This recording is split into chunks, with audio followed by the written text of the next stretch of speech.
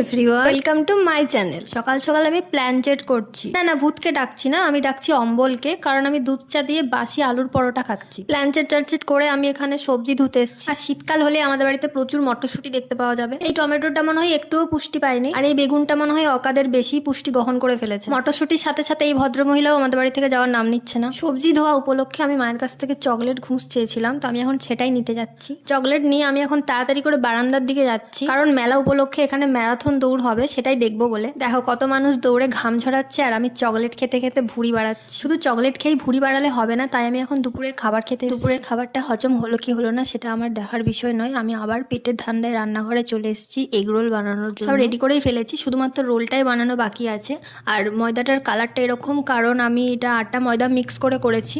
আমি বাড়িতে বানাচ্ছি, আমার যেরকম একটা হলেই হলো। আর রাত্রে আমি এটাই খাবো, আর অন্য কিছু খাবো না, কারণ এর থেকে বেশি খেলে আমি এবার পটল তুলবো।